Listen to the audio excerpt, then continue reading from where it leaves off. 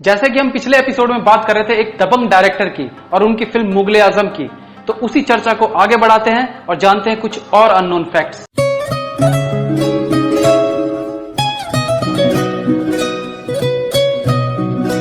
Hello friends and welcome to another episode of पलट तेरा ध्यान किधर है। इस फिल्म के लिए के आसिफ चाहते थे कि वो बड़े गुलाम अली साहब से एक सॉन्ग गवाएं, लेकिन प्रॉब्लम ये थी कि बड़े गुलाम अली साहब फिल्मों में गाना नहीं चाहते थे। यही रीजन था कि उन्होंने के आसिफ साहब को मना कर दिया, लेकिन आसिफ तो आसिफ थे।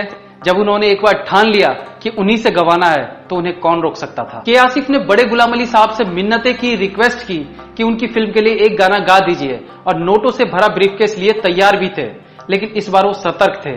अपनी पिछली गलती को वो दोहराना नहीं चाहते थे, लेकिन उन्होंने बोल बोल के मुंह से काफी रिक्वेस्ट की कि प्लीज उनके लिए गाना गा दीजिए। आखिरकार जब गुलाम अली साहब ने सोचा कि ये मानने वाला नहीं है, तो उन्होंने सोचा कि एक ऐसी रकम बता देता हूं जिसे सुन के ये खुद ही पीछे हट जाए, और उन्होंने कहा मैं इस गाने के लिए 25,000 लूंगा। दोस्तों यहां मैं आपको बता देना चाहूंगा कि ये वो दौर था जब बड़े बड़े सिंगर जैसे मोहम्मद रफी और लता मंगेशकर भी एक गाने के लिए 200 से 500 रुपए लिया करते थे। ऐसे वक्त में उन्होंने 25,000 की डिमांड की। लेकिन यहां पर जो बात आसिफ साहब ने गुलाम अली साहब से बोली वो दिल को छू लेने वाली बात थी। उन्होंने कहा, गुलाम अली साहब आप बेशकीमती हैं, आपके हुनर की कोई कीमत नहीं लगा सकता। ये कहते उन्होंने 10,000 रुपए एज एडवांस उस गाने के लिए दे दिए। इसके बाद गुलाम अली साहब के पास बोलने के लिए कुछ नहीं बचा और आखिरकार उन्हें मुगले आजम के लिए गाना गाना ही पड़ा।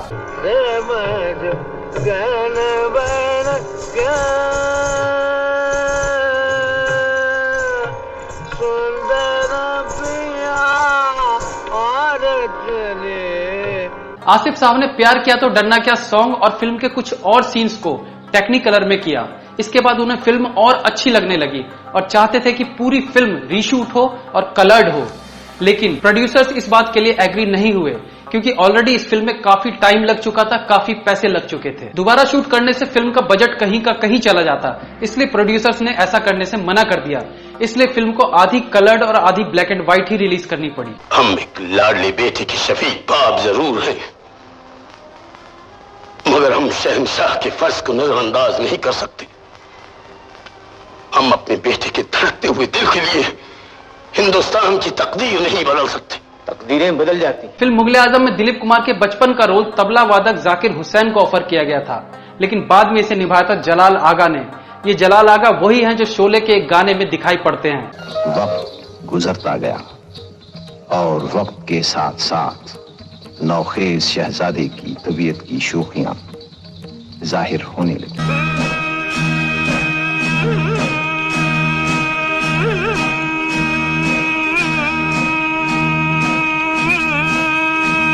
इस फिल्म के एक गाने प्यार किया तो डरना क्या को शूट करने में 10 लाख रुपए का खर्चा आया था।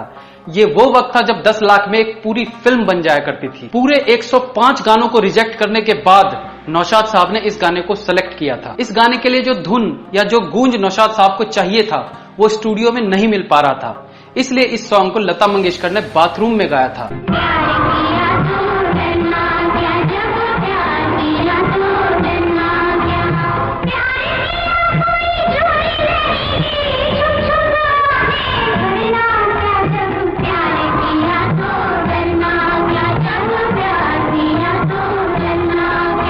इसके अलावा ऐ मोहब्बत जिंदाबाद सॉन्ग में मोहम्मद रफी के साथ 100 सिंगर्स ने कोरस गाया था।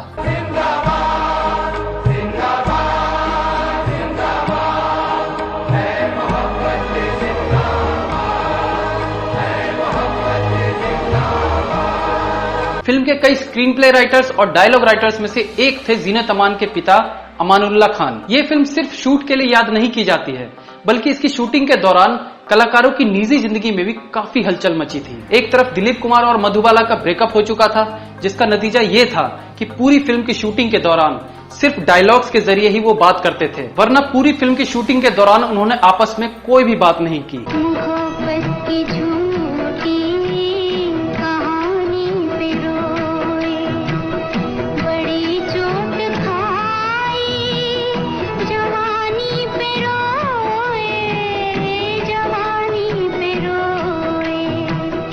इसके अलावा के आसिफ साहब ने दिलीप कुमार की बहन अख्तर बेगम के साथ शादी भी कर ली थी, लेकिन उनकी शादी सक्सेसफुल नहीं रही, जिसका नतीजा ये हुआ कि आए दिन उनके घर में झगड़े होते थे। जब बीच बचाव करने के लिए दिलीप कुमार उनके घर गए तो आसिफ साहब ने कहा कि अपना स्टारडम मेरे घर के बाहर रखो। इस बात से दिलीप कुमार इतने नाराज थे कि वो फिल्म के प्रीमियर पर भी नहीं आए और फिल्म के रिलीज होने के 10 साल बाद उन्होंने मुगल आजम फिल्म देखी।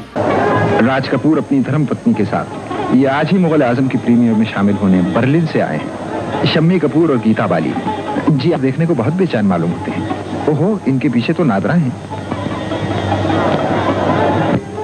ये है नसीम अपनी बेटी साहिरा के साथ। खूबसूरत हीरो राजेंद्र कुमार अपनी धर्मपत्नी। इनका कहना है कि मुगलिया दौर की ऐसी फिल्म आज तक नहीं बनी। फिल्म के एक सीन में खुशी का माहौल था और इस खुशी को जाहिर करने के लिए फर्श पर मोतियां गिरानी थी। आसिफ साहब चाहते थे कि मोतियां असली हों। उनका कहना था कि असली मोतियों की खनक और उसे देख के जो आंखों में खुशी आती है वो नकली मोतियों से नहीं आ सकती। इसलिए असली मोतियों को जुटाने में काफी वक्त लग गया और तब तक फिल्म की शूटिंग बंद रही।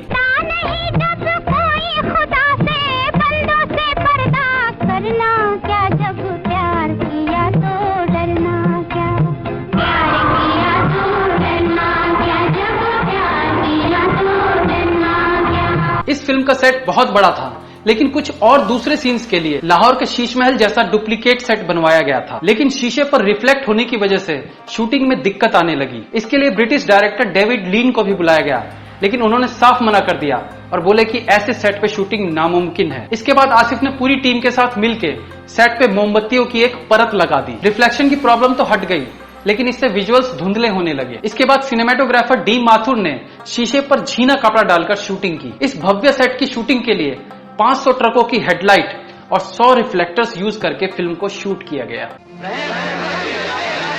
आज कोई हमारे रहम और दरिया दिली को आवाज न दे। एक तंग दिल शहंशाह मौत से ज्यादा किसी को दे भी क्या सकता है। फिल्म इतने बड़े लेवल पे बनाई जा रही थी कि इसके लिए काफी कुर्बानियां भी देनी पड़ी। के आसिफ पूरी तरह से कर्ज में डूब चुके थे। फिल्म के एक प्रोड्यूसर जो कि मोहम्मद अली जिन्ना के रिश्तेदार थे, उन्होंने जिन्ना का घर टाटा के यहाँ गिरवी रख दिया था और फिल्म ब्लॉकबस्टर होने के बाद भी उसे छुड़ाया नहीं और कंपनी को दे दिया। ये घर आज भी मलाबार हिल्स में है। जब तक फिल्म की शूटिंग चलती रही, के आसिफ साहब 10 साल तक मोहन स्टूडियो में चटाई पर सोते थे। ऐसी तपस्या छिपी है इस फिल्म के पीछे। इस फिल्म की पॉपुलैरिटी का अंदाजा आप इस बात से लगा सकते हैं कि जब ये फिल्म रिलीज हुई तो इस फिल्म की टिकट के लिए 3-3, 4-4 दिन तक लोग लाइन में लगे रहते थे। उनके घर वाले उनके लिए खाना लाते थे। उनका खाना पीना सोना सब लाइन में ही होता था। आज हिंदुस्तान के लाखों इंसान इनकी मेहनत की दाद देने के लिए बेताब हो गए। आजम के टिकटों के लिए समंदर की मौजों की तरह लोग सिनेमा घरों पर टूट पड़े।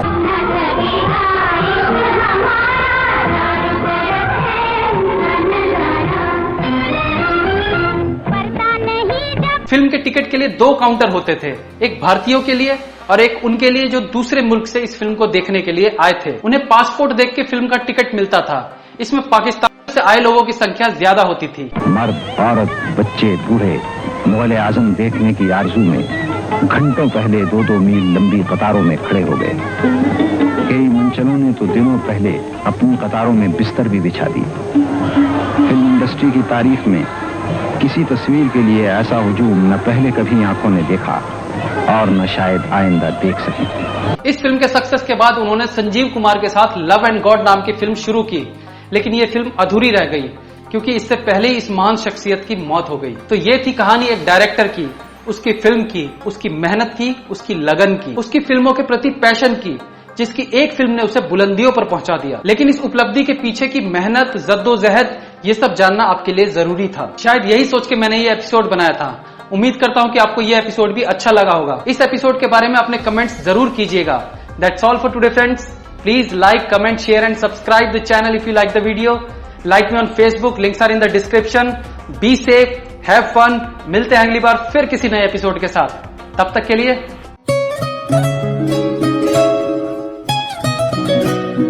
झनक घटा कलियां और तारे सब है तेरा रूप। गजले हो या गीत हो मेरे सब में तेरा रूप। यूं ही चमकती रहे हमेशा तेरे हुस्न की धूप। तुझे नजर ना लगे किसी की, तुझे नजर ना लगे किसी की जिए हजारों साल।